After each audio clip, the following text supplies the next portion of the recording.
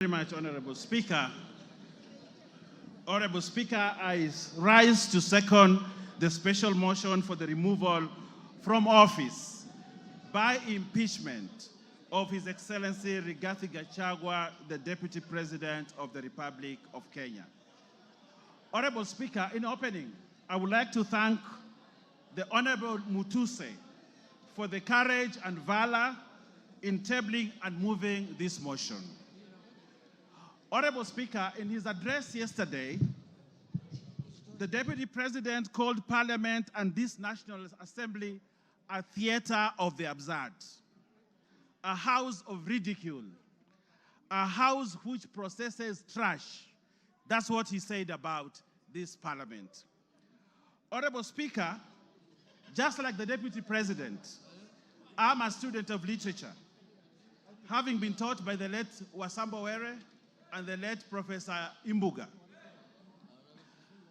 In the definition, Honorable Speaker, of the theater of absurd, a theater of absurd is without plot, is directionless, is laced with stupidity, lacks thoughts, lacks coherence of ideas. It is irrational and logical. If you have read the book by Samuel Beckett, you will know that in that book called Waiting for Godot, that he actually said, this Parliament is as good as that literature. Honorable Speaker, I sit in this Parliament and many of you do that. Members, are we a theater of absurd? Members, are we directionless? Members, are we stupid? That's what the Deputy President characterized this Parliament, that we are stupid, we are directionless, and we are people who are very useless to this country.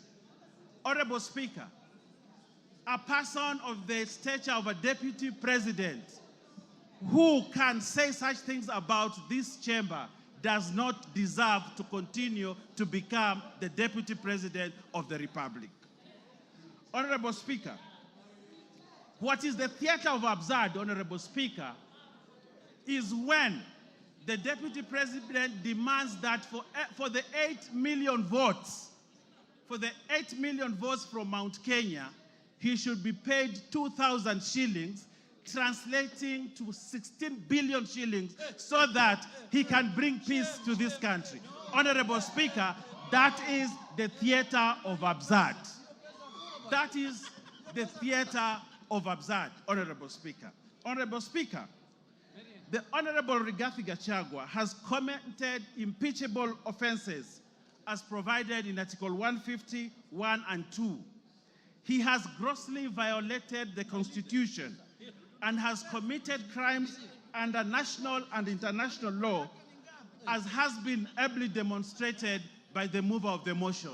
Honorable Speaker, looking at the evidence provided by the mover of the motion, Honorable Speaker, that is enough to impeach the Deputy President, and he must stand impeached by the end of the day today. Honorable Speaker, Article 131E of the Constitution says the President is a symbol of national unity. Read together with Article 147(1), that the Deputy President is the principal assistant of the President and shall deputize the President in the execution of the functions of the presidency. Honorable Speaker, for this to happen, there must be harmony at the top, in spite of how they were elected to office. His shareholding utterances, and we saw the utterances on the TV here, as demonstrated by the mover, on the shareholding. This ensures that there's no harmony at the presidency. But what the Deputy President wants to do is to balkanize this country. Balkanize the country where, like in George Orwell's Animal Farm, there are other people who are more equal than others. And as a Parliament, we must refuse to buy into the theory of the Deputy President, Honorable Speaker. Honorable Speaker, the Deputy President has taken himself and wants to be a tribal king of the Murima, ready to break the country, sources of disunity for his own political gain. And this chamber, today, by the end of the day, we must have no deputy president who wants to balkanize this country. Honorable Speaker, the office of the deputy president is a high office as established under Article 130. The authority of his office must be exercised within the provisions of Article 10(2), which anchors the principle of national unity. As core, the holder of this office must exercise this article at the highest level ever. Honorable Speaker, as deputy president, he must be beyond reproach. Like Caesar's wife, Honorable Speaker, like Caesar's wife, he must be above any form of suspicion, beyond reproach. But Honorable Speaker, the utterances and the actions of the deputy president brings his reputation to disrepute because he has sown sort of disunity and he has taken a trajectory that is likely to bring balkanization of this country. For that, Honorable Speaker, we cannot continue to have a deputy president who cannot uphold the oath of his office, and therefore Rigathi Gachagua must go. Honorable Speaker, if you look at the story of Pompey, the wife of Julius Caesar, you realize that although she had been accused of sacrilege, but the court acquitted her. But Julius Caesar actually divorced Pompey, not because of what she had been accused of, but because there was suspicion that he could have done something like that. And on that, only on that, Honorable Speaker, as a chamber, as a parliament, we have the authority and right to say, this guy has brought himself to disrepute, he has gone below, and he has portrayed himself as a man who cannot be trusted with the position of a deputy president of the Republic of Kenya. And therefore, Rigathi Gachagua must go. Honorable Speaker, Article 131(2), C and D gives the president and his deputy the responsibility to promote and ensure the unity of the nation and promote respect for the diversity of the people and communities.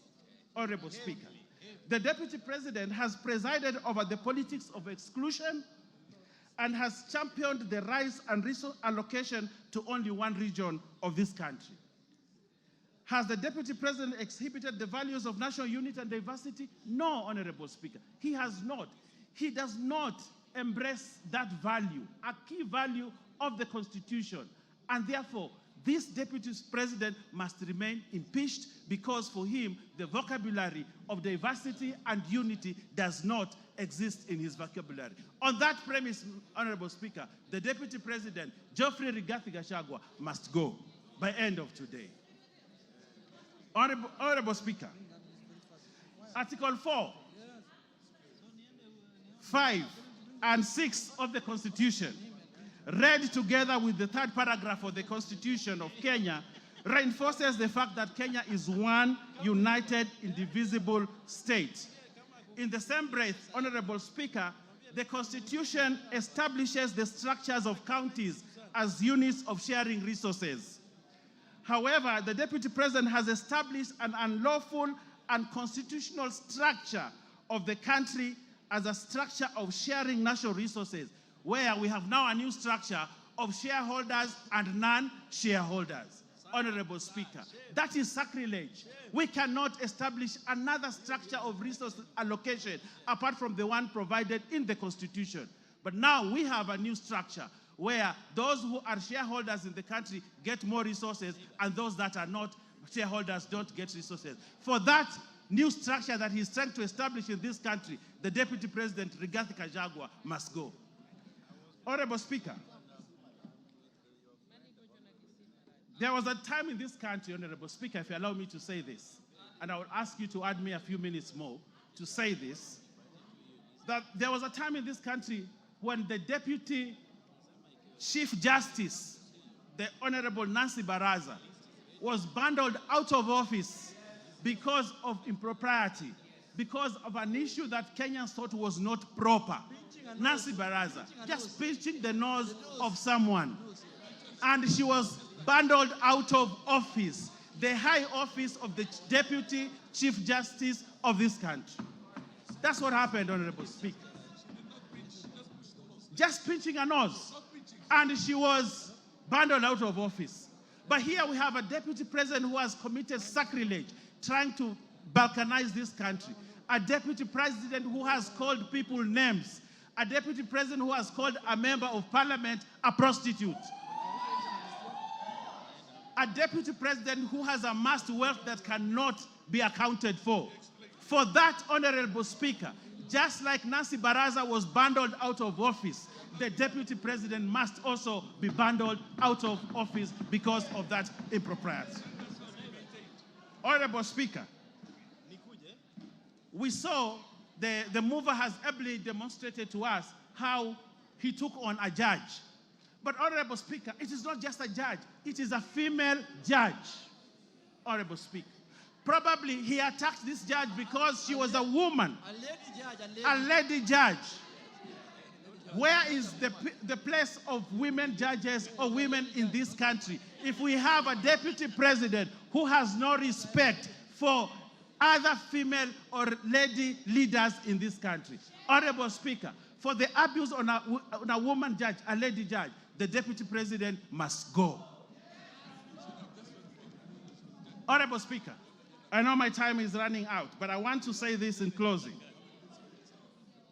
Honorable Speaker, I want to say this. When you ever face an impeachment motion, Honorable Speaker, you'd rather have a rich dead brother who you can shield yourself with. We saw what the deputy president tried to do yesterday.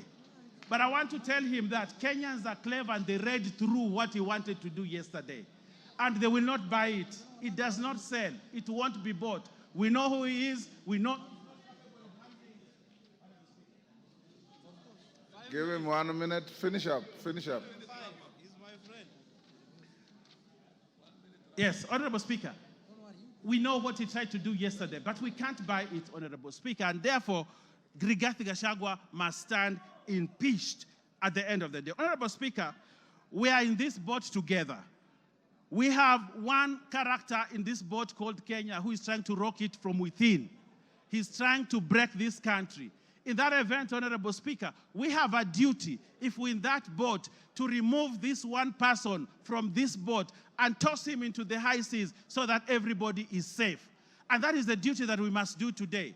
And I want to convince even those that still have doubts of whether this guy should continue. I want to convince them we are safer as Kenya without Rigathi Gachagua as deputy president of this country. We are safer as a country. The northeastern region is safer. The coast is safer. The Nyanza is safer. And all parts of Kenya are safer. Honorable Speaker, and Kenya is safer without Rigathi Gachagua as deputy president.